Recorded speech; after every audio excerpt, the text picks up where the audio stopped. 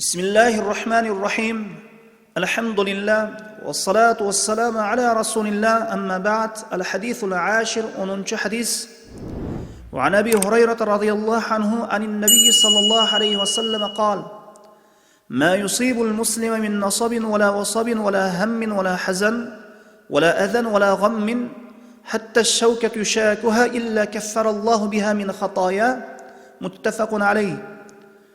Abu Hureyre radıyallahu anhudan rivayet kılınan hadiste Peygamber sallallahu aleyhi ve sellem aytты: Bir musulmanға талығып чарчоо, оору, кайгы капа, зыян түйшүк жетсе, калыверсе ага бир тикен кирсе, Аллах ошол нерселер себеп анын күнөөлөрүн кечирип жиберет. Бухари, Муслим. Түшүндүрмө: мусулмандын башына ошол хадисте айтылгандардын кайсы бири түссө, Аллах Таала пендесинин күнөөлөрүн кечирет экен. Бул дегени чоң күнөөлөрү кечирилет дегени эмес. Кичине күнөөлөрүн мына ушул машакат, кыйынчылыктар, чарчоолор, оору, кайгы капа, гам түйшүк себеп кечирип жиберет. Бул Аллах Тааланын пенделерине ырайымынын чексиздигине далалат кылат. Ошондуктан кишиге бир оору, зыян жетсе, ачууланбоосу керек экен. Кала берсе, башка мусибат түссө, инсан аны менен рахаттан алса, өзүн жоготпосо, бул өтө бийик даража. Бул чыныгы момундук. Эгер муну кыла албаса, анда сабыр кылып турсун. Сабырдан куру жалак калбасын. Бул хадис башка мусибат бале түшкөндө сабыр кылууга кызыктыруу бар. Бул себеп киши көп жакшылыктарга жетет, жана ката кемчиликтери кечирилет. Момун киши бардык иштерге сабырдуулук кылуусу керек. Аллахка баш ийүүдө сабыр кылуу керек.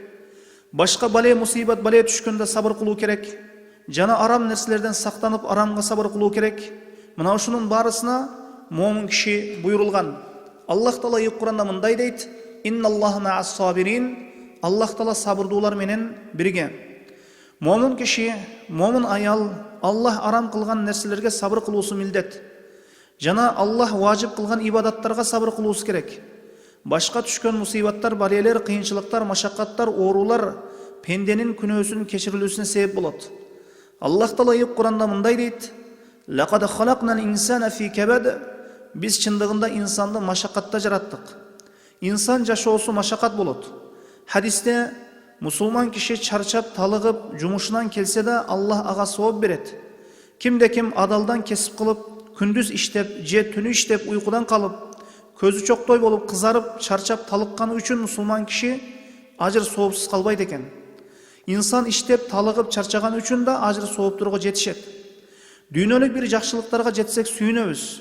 Бирок дүйнө жакшылыктарынын баарысы убактылуу. Ал эми акырет жакшылыктары түбөлүктүү. Мусулман кишинин жашоосунда ага түрдүү кыйынчылыктар, чарчоолор, оору, кайгы капа жетсе, мусулман мына ушундай нерселер менен балеленсе, сабыр кылса, ажыр соопторго жетишет. Ошондуктан пайгамбарыбыз саллаллаху алейхи ва саллям айткандай: "Ажабан ли амрил муъмин, инна амраху куллаху лаху хайрун, ва лайса залика ли ахадин илля лил муъмин, ин асабатху саррау шакар, факана хайран лаху, ва ин асабатху даррау сабар, факана хайран лаху." Момундун иши кызык. Чындыгында анын ишинин баарысы жакшылык. Бул нерсе момун кишиде гана болот. Эгер ага кубаныч, жакшылык жетсе, шүгүр кылат, бул да ага жакшылык. Эгер зыян жетсе, сабыр кылат, бул да ага жакшылык. Баарыбыз ысык жанбыз, ооруйбуз. Ооруган кезде да кала берсе, тикен кирип ооруган болсо да мусулман кишиге сооп берилет экен. Инсан жакынын жоготуп, кайгы капага түссүн, алдында боло турган иштеринде же сапарында машакат, кыйынчылыктар жетүүсүн билип кайгылансын, капалансын, сабыр кылса, сабыр менен турса, Аллах ошол пендесине ажыр соопторду берет экен. Зыян жетсе, зыян жогоруда айтылган чарчоону, ооруну, кайгы капаны, түйшүктү өз ичине камтыйт. Гам жетсе, түйшүккө батып калса, инсанды кайгы капа ороп чулгап алса дегени, бул оор болот. Ошондуктан бул гам түйшүк деп аталат. Гам түйшүккө баткан момун мусулмандарга Аллах жардам берсин. Жогоруда айтылгандардын баарысы мусибаттардын чоңу десек да болот. Эми ылдыйга хадистин маанисине карай түссөк, кала берсе бир тикен кирсе да мусулмандын күнөөлөрү кечирилет экен.